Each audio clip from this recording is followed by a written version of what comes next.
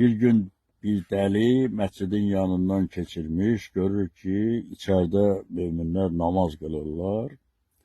Bu da keçir sakitcə məscidin içərisinə, bir tərəfdə oturub bu namaz qılan möminləri izləyir. Sonra da sakitcə durub çıxıb gedir.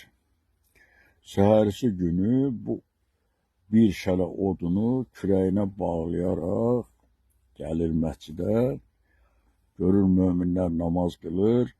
Bu da möminlərin arasına girib başlayır namaz qılmağa.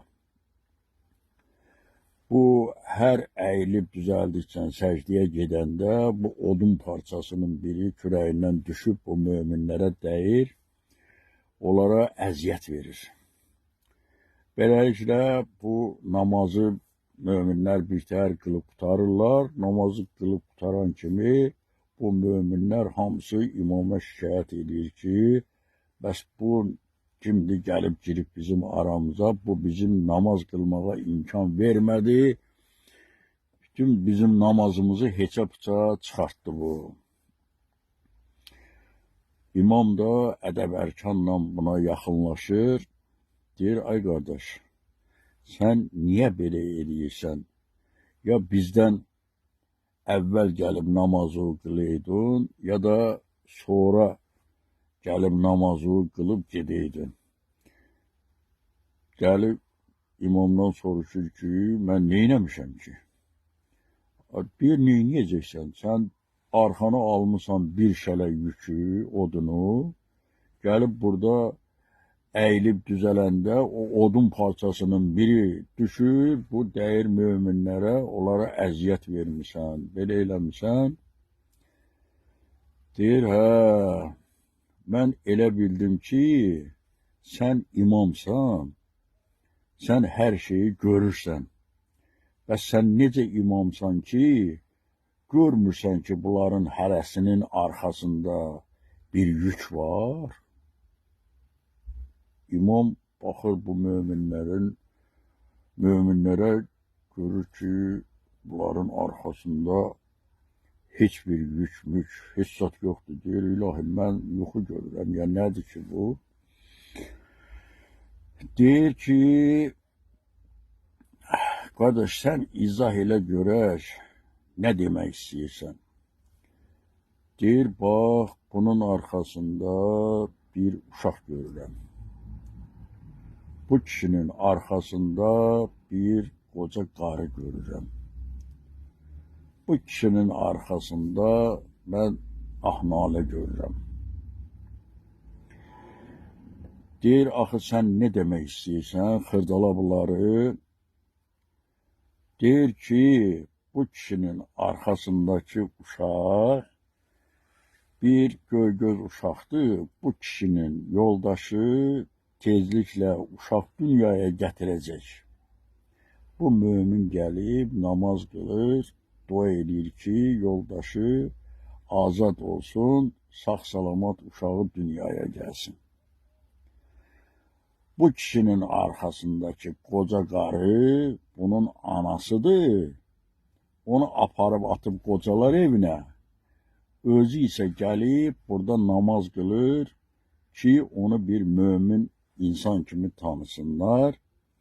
Və belə-belə sayılayanda İmam görür ki, bu möminlərin hamısının bir sirrini açacaq. Tez deyir ki, bəs mənim günahım nədir? Mənim boynumdakı yük nədir? Deyir, sənin boynundakı yük hamıdan ağırdır. Mən səni od alov içində görürəm. Əgər sən bir gün yalan danışsan, yolunu açsan, bunlara düzgün yol göstərməsən, sənin çiynindəki Peyğəmbərin əbasıdır.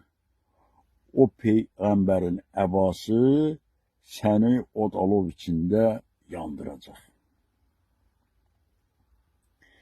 İmam artıq bu yerdə göz yaşını saxlaya bilmir, başlayır ağlamağa.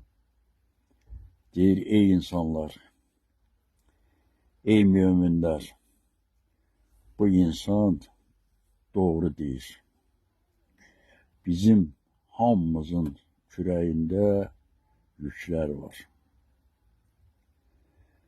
Bu yüklərin həll olması üçün biz daim Allaha dua eləməliyik və pis yükləri öz çiynimizdə gəzdirməməliyik. Çalışaq ki, öz kürəyimizdə olan xoş niyyətli yüklər olsun. Onlar üçün biz dua etməliyik. İndi qardaşlar, həyat belədir. Hamımızın kürəyində yüklər var. Biz o yükləri görməliyik və həllinə çalışmalıyıq. Özümüzün arxasına pis niyyətli yükləri götürüb, özümüzü mömin kimi göstərməyə çalışmamalıyıq. Görünüşümüzlə arxamızdakı yüklər eyni olmalıdır. Rola girməyin mənası yoxdur. Biz o rolu bir-birimizə göstərə bilərik. O uca Tanrıya heç cür kələk gələ bilmərik. Allah sizi var eləsin, xoş günlər nəsib eyləsin.